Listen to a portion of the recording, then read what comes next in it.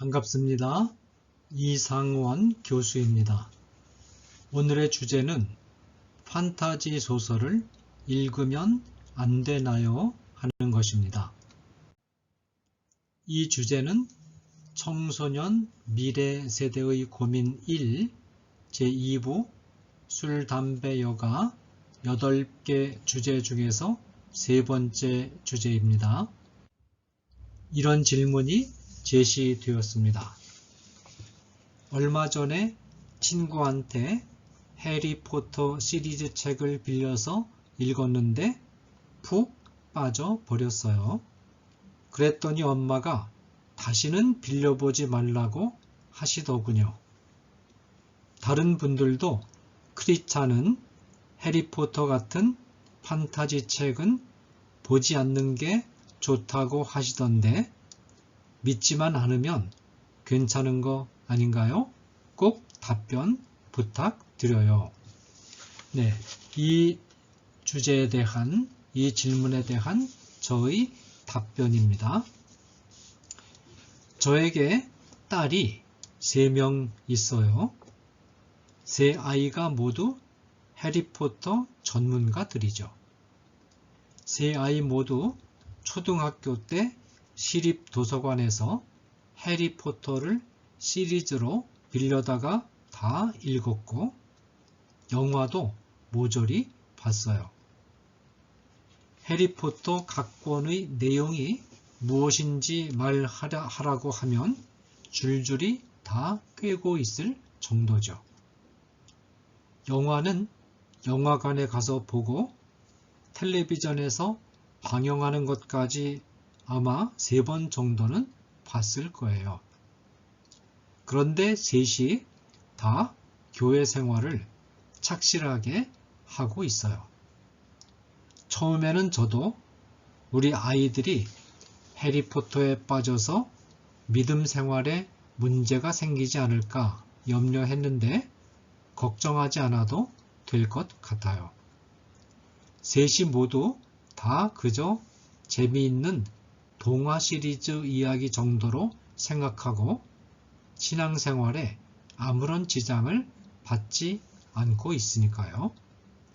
3딸이 모두 해리포터 이야기가 재미는 있지만 상상 속에서나 일어나는 공상적인 이야기에 지나지 않는다는 것을 다 알고 있답니다. 저는 살아계신 하나님을 믿는 크리스천 학생들이라면 해리포터와 같은 정도의 상상 이야기를 읽는 것 때문에 신앙생활에 큰 어려움을 겪을 것으로 생각하지 않아요. 그러나 해리포터와 같은 판타지 소설, 곧 공상소설을 읽을 때 얻어야 할 것이 무엇이며 주의해야 할 것이 무엇인가를 알고 있으면 훨씬 더 잘 읽을 수 있을 거예요. 지금부터 제가 그 몇 가지를 말하려고 해요. 우선 상상력은 하나님께서 주신 소중한 선물이라는 점을 기억해야겠어요. 인간은 상상력을 지니고 있다는 점에서 다른 동물과 달라요. 상상력은 인류 문화 발전의 원동력이 되죠. 우리의 생활 전반에 걸쳐서 상상력을 잘 사용하는 것이 필요해요. 해리포터도 인간이 지닌 상상력을 최대한 동원하여 쓴 이야기예요. 그러므로 해리포터를 읽으면서 우리는 인간의 상상력이 놀라울 만큼 넓고 깊다는 사실을 알게 돼요. 인간이 놀라운 상상력을 가지고 있다는 것은 우리의 영혼이 하나님을 닮았다는 의미예요. 하나님의 상상력은 크기도 제한이 없고 시간도 제한이 없어요. 하나님은 끝도 없이 거슬러 올라가는 무한한 과거의 일까지 상상할 수 있고 무한히 펼쳐진 미래의 일도 상상할 수 있어요. 인간이 하나님만큼 완전한 상상력을 지니고 있지는 않지만 그래도 하나님이 인간에게 주신 상상력은 놀라운 것이에요. 다음으로 해리포터의 이야기는 해리와 볼드모트 사이에서 이루어지는 대결을 중심으로 전개되지요. 해리는 선의 세력을 대표하고 볼드모트는 악의 세력을 대표해요. 한마디로 말해서 선악의 싸움이라는 것이죠. 해리와 볼드모트의 싸움은 이 세상이 어떤 곳인지를 우리에게 알려줍니다. 이 세상은 선과 악의 싸움터라는 것이죠. 기독교적으로 말한다면 세상은 선하신 하나님과 악한 사탄의 싸움터예요. 세상은 선하신 하나님을 믿는 사람들과 악한 사탄의 하수인 노릇을 하는 사람들 사이에서 벌어지는 치열한 전투장이죠. 질문을 한 학생도 해리포터를 읽다 보면 어느덧 자신이 해리의 편에 서 있는 것을 발견하게 되죠. 그리고 해리가 어려움을 당할 때 같이 힘들어하고 해리가 승리할 때 같이 기뻐하죠. 이런 과정을 통해서 우리는 세상이 어떤 곳인가를 더 잘 배울 수 있어요. 그리고 악의 세력을 물리쳐야 한다는 정의감을 갖기도 하죠. 이런 경험들은 매우 좋은 거예요.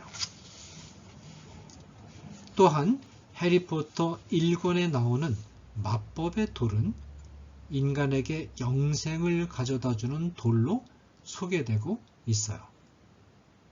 사실 기독교적 관점에서나 상식적인 관점에서 돌멩이 하나가 영생을 가져다 준다는 것은 말도 안 되죠. 그렇지만 이런 상징이 무엇을 의미할까요?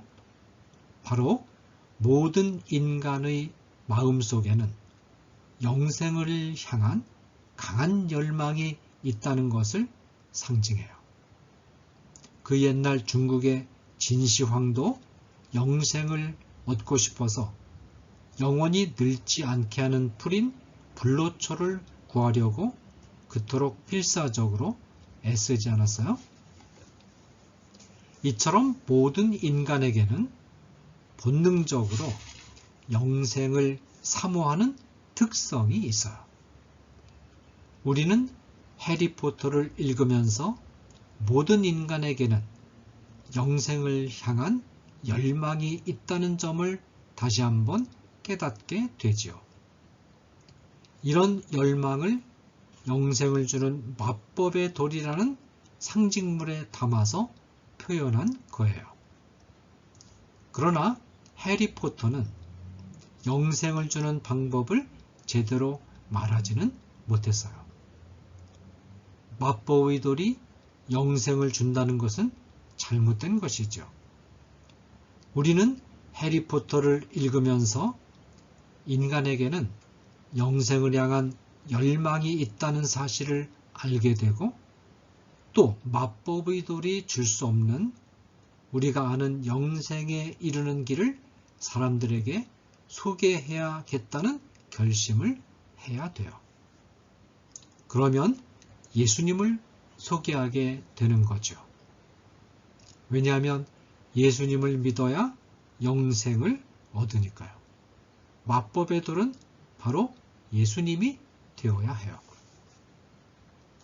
그뿐만 아니라 해리포터의 세계 안에는 악마의 세력들이 등장하고 주인공 해리는 집요하게 달려드는 악마의 세력과 끊임없는 싸움을 전개하고 있어요.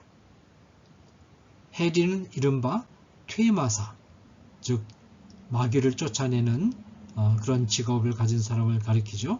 엑소시스트라고도 해요. 퇴마사로 일해요.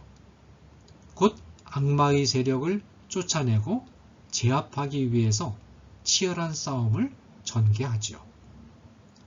이 점에서도 우리는 해리포터를 통하여 얻을 수 있는 게 있어요. 현대인들은 사탄이나 귀신과 같은 영적인 존재들을 믿지 않으려는 경향이 있어요. 현대인들은 눈에 보이는 것이나 이성적으로 이해되는 것만을 믿으려고 하죠. 이런 현대인들을 향해서 해리포터는 이성이나 경험으로 받아들일 수 없는 세계도 존재할 수 있다. 악마나 귀신이나 사탄도 존재한다라고 외치고 있어요. 이런 해리포터의 외침은 성경적으로 볼 때도 틀린 말이 아니에요. 성경은 분명히 사탄과 귀신이 존재한다고 말하고 있으니까요. 지금까지 예수님을 믿는 우리는 해리포터를 어떻게 봐야 할지를 알아봤어요. 그런데 해리포터와 같은 공상소설, 판타지 소설을 읽을 때 주의해야 할 점도 있어요. 해리포터는 이 세상의 모든 문제를 해결하는 열쇠가 마법에 있다는 인상을 우리에게 주지요. 해리포터는 이 세상이 마법의 운명의 사슬에 사로잡혀 있고 이 세상을 구원하는 열쇠도 마법을 이용하여 마법의 사슬을 풀어주는 데 있다고 말하고 있어요. 마법을 절대적인 힘으로 숭배하는 마법의 종교를 은연중에 보여주고 있는 것이죠. 예수님을 믿는 우리 친구들은 이 점을 받아들여서는 안 돼요. 이 세상은 하나님의 주권적인 섭리와 다스림 안에 있어요. 사탄과 귀신의 세력은 하나님의 주권과 섭리와 계획을 능가할 수 없어요.